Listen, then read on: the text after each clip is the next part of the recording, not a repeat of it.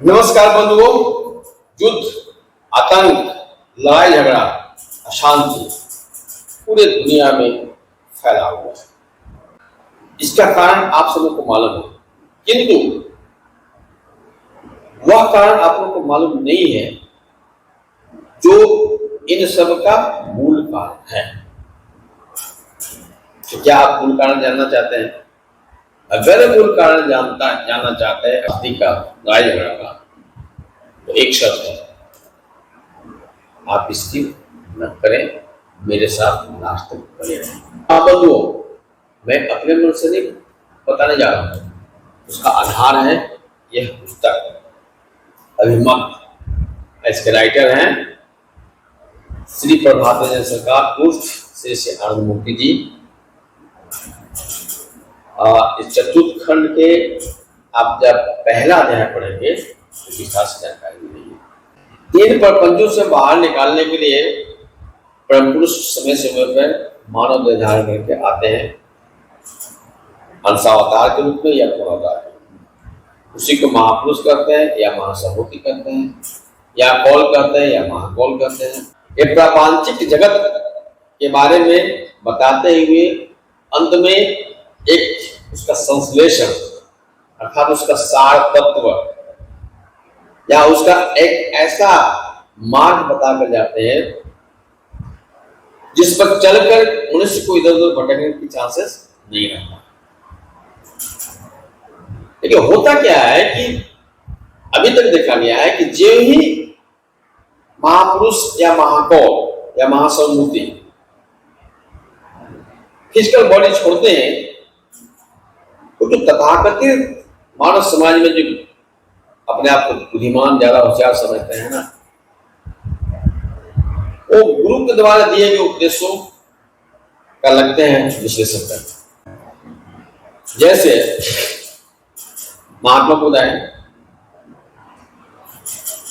उन्होंने मनुष्य की जो बुरी स्थिति को देख करके उपदेश दिया, पर जो ही उन्होंने बॉडी छोड़ा, वो जो तथाकथित उसमें काबिल लोग थे, विद्वान लोग, अपने आप को जिसके अंदर ज्ञान का ईगो है, वो व्याख्या करना शुरू कर दिए। आप विश्लेषण करते करते करते बौद्ध धर्म दो भागों में बढ़ गया, उसको हीनयान और महायान कहते हैं। तरादर में उसका भी कई खंड होगा।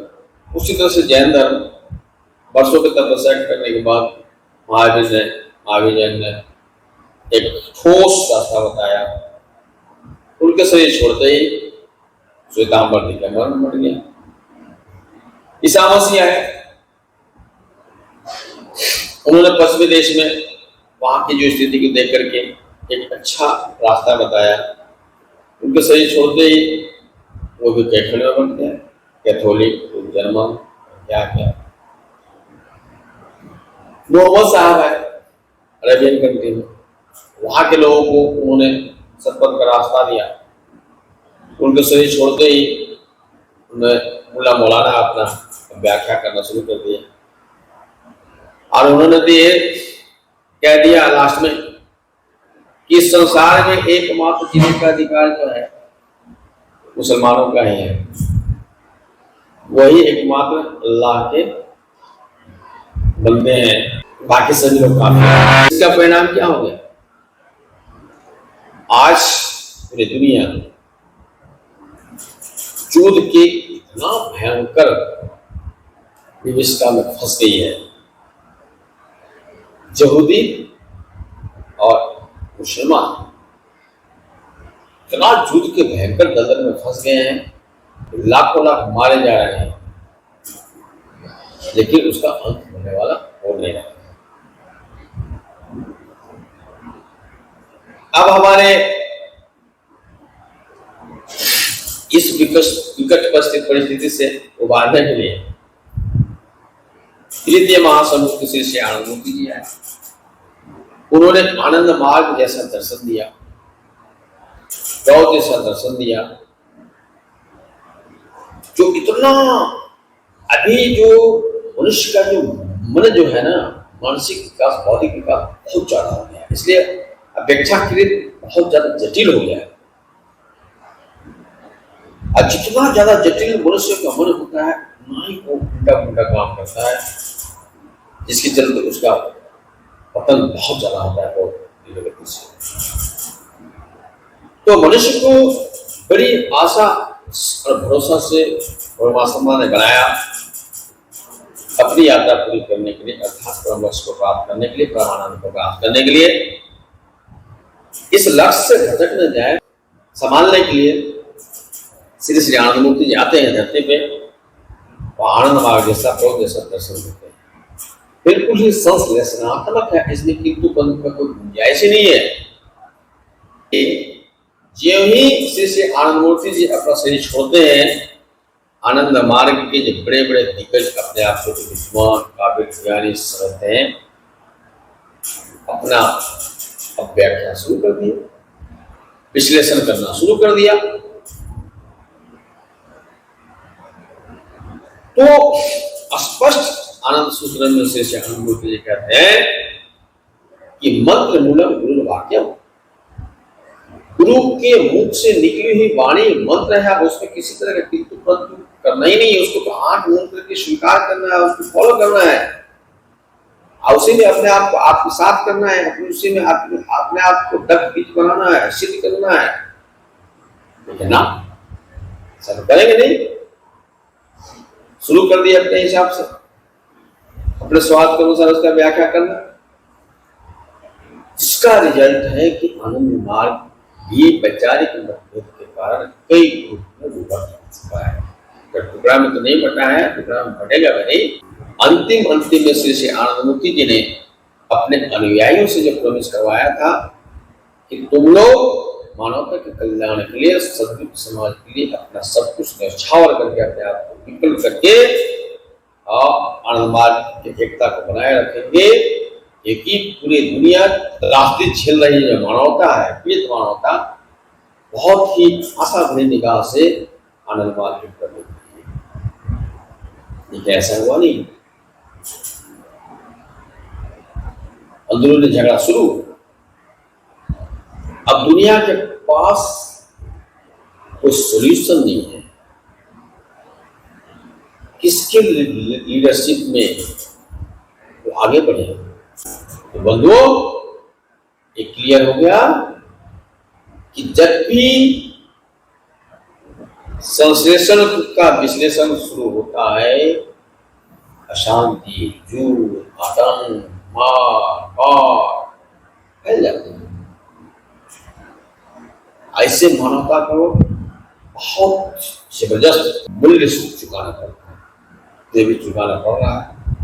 अब आने वाले समय में और चुकाना पड़ेगा, क्योंकि श्री श्री आनंद मूर्ति जी ने कभी कहा है कि अगर तुम लोग समय रहते ये जो मानवता का जो मूल्य गिर रहा है उसको नहीं संभालते हो तो भयंकर त्रासदी होगी। कुल पॉपुलेशन का 2/3 मारे जाएंगे, मतलब 3 हिस्सा में 2 हिस्सा खल्लास। इसके बाद सद्विप्र समाज की स्थापना होगी। इसके बाद गुरु के द्वारा जो संश्लेषण है, जो सार तत्व है, जो देश है, उस रास्ते पे लोग चलेंगे पूरे विश्वास के साथ, पूरे शिद्दत के साथ, और महासमुद्र से आनंद मूर्ति जी का संकल्प पूरा होगा। तो बंधुओं, मैं समझता हूँ कि आप सब समझ गए होंगे कि आज दुनिया में जो युद्ध की स्थिति है, दुनिया में जो अशांति है, दुनिया में जो आतंक फैला हुआ है, दुनिया में जो अविश्वास फैला हुआ है, पूरे मानवता जो आज त्राहिमाम कर रही है, करा रही है, उसके पीछे एक ही कारण है, महासमुद्र के द्वारा दिए गए जो संश्लेषण को, अर्थात जो सार तत्व है उसका विश्लेषण करना, उसका अपव्याख्या करना। तो जो कल्याण चाहते हैं अपना भी और समाज का भी और दुनिया का भी, वो गुरु के द्वारा जो दिए गए उपदेश है बताया गया है उसमें किसी तरह का किंतु न करें, कोई उसका व्याख्या नहीं करें, उसको अपने जीवन में उतारने की कोशिश करें, उसको पालन करने की कोशिश करें, फिर देखिए सब कुछ ठीक ठाक हो जाएगा। दुख की बात है कि आनंद मार्ग में भी आनंद मार्ग प्रचार समिति को बताना है।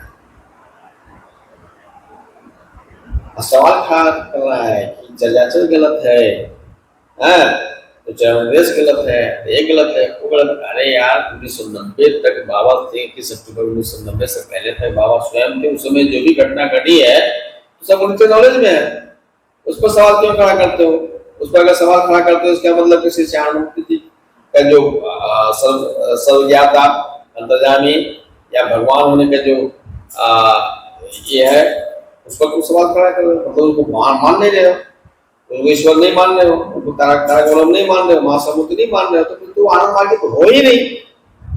तो ऐसे लोगों को बिल्कुल ही नेग्लेक्ट करना चाहिए, इनको कभी भी वैल्यू ना दें।